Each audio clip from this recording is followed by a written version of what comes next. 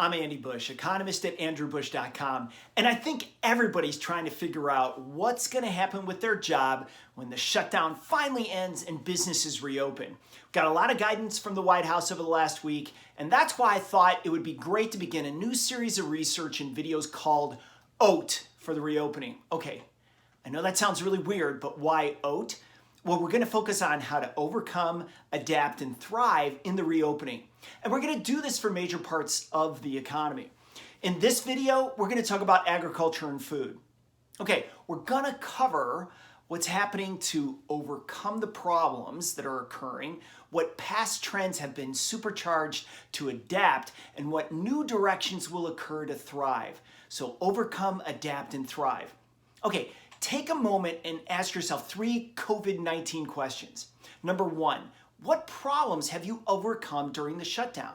And number 2, what have you done to adapt during the shutdown to be successful? And finally, what can you do to thrive after the reopening?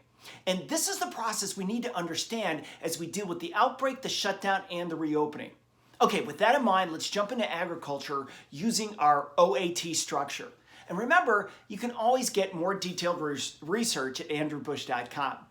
Okay, let's focus and start on overcoming, right, for agriculture. There's really 2 simple parts to this. I know you're going to love this: supply and demand. Supply is being impacted by a key input, right, and that is labor. The virus is making workers and laborers more or less stable, and because they just can't get to the farms. And actually, when they do get there, they're probably more expensive because they should be paid more, kind of like combat pay. And they also have to be protected. On the demand side, there's a big difference between perishables and non-perishables. Okay, for non-perishables or shelf-stable foods, these are doing okay. And actually, we've seen demand go up for things like, I don't know, pasta, rice, mac and cheese, my favorite. Essentially anything that can be on a shelf for a while or frozen. Perishables are a different story. And I bet everyone has been seeing some of the videos of farmers dumping milk into the fields or other places, right? Maybe for fertilizer, I don't know. But that, for me, brought back pictures of the Great Depression with farmers plowing their fields under when there were people in bread lines. And it's the same concept here. Okay, let's shift over to adapt. Now, despite the current impacts the virus is having on the agriculture sector, the industry was already changing in a number of ways prior to the outbreak of the disease. Now, some of these trends will be supercharged as farmers continue to innovate and push forward with new technologies. And these trends really can be separated in about 5 categories. Number 1 is precision agriculture with smart technologies and equipment. Number 2 is genetic crop engineering or GMO. 3 is sustainability planning, 4 is resilience planning, and 5 is digitization. Now, much of the non-perishable production was already doing a lot of these, but it's going to be ramped up even more now. And for perishables, with things like fruit or nuts, that really, these are the things that have to be manually picked now or in the past a little bit, farmers are going to be driving demand to replace workers and really to automate as much as possible. Now look, I get it. It sounds terrible, but they have to adapt to the instability of supply of labor or they're going to go out of business. And the virus is going to drive this even faster and farther. For genetics, as an example where this could go, and I don't know, I'm guessing here a little bit, but think about apples, oranges, or blueberries being adapted to change your growing cycles to allow for greater distancing of labor before it can be mechanized.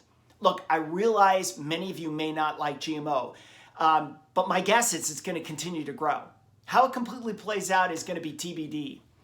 Next, given the challenges of climate change, clearly sustainability and resilience planning will continue to grow rapidly, and that's just a no-brainer. Now finally, digitization will be supercharged. Now think about this, all right? Consumers have driven demand for grocery delivery so high that there's now a wait list at Whole Foods. But this demand for delivery will also provide critical, almost real-time data for what's being demanded and when. Now keep that thought for a second, and we're going to shift over to thrive. So let's get into that. Here's what I expect in the future, and to some extent this overlaps with adapt, so you can't really separate them, but here we go. Here's my list. All right, number 1, a technological surge. Enhanced use of GMOs. Number 2, redundancy of key inputs. Kind of talked about that. Machine learning driven by precision consumer or precise consumer metrics. That's the 4th one. And yes, tech is going to be used, but the demand is going to surge. And with that demand comes a need for 5G across rural areas. They're going to need it, of course, to run their driverless tractors and pickers. Now, expect the USDA to continue to push for more funding and lending in the telecom space to make this happen. Remember from our previous research, right? The stuff that we did on the candidates, all of them had big spending plans for this. And that's why we did that research. All right, next, enhanced engineering, right? I mentioned the social distancing aspect, but I want you to think about things like carbon capture that plants can do in their roots. Now, work is currently being done on this, and it really should be available, I'm guessing, in the next 5 years or sooner. Also, think about vaccine production and stuff like ZMapp for Ebola that was made from tobacco plants. Now, that's probably the biggest irony I've come across in my research, and that's pretty crazy. All right, moving on to redundancy, it just makes sense that farmers are going to ensure that they have adequate supplies to ride out a shutdown. And farmers are smart. I mean, they do this anyway, but it's going to be enhanced. And the US government, of course, can help by fixing roads and bridges and buildings and building resiliency into them for big rains or cold winters or floods or hot summers to ensure that farmers can get their products to market. Really important. All right, finally, on machine learning, and this is where some great benefits are going to come. One quick example is consumer taste testing. Now, this used to be done in person with very qualitative data, almost one-on-one. But now, because of social distancing, it can be done online. And you're likely to get, I would say, more accurate data to feed into AI or machine learning algos that can understand what products consumers want and how to do it faster. All right, just to wrap this up, we covered how to overcome, adapt, and thrive in the reopening. I mean, agriculture has overcome some of the key challenges already with this, and it's adapting by supercharging the trends that were in place prior to the virus, and it's going to thrive by going into the new directions created by COVID. We're going to produce an entire O.A.T series on key areas of the economy.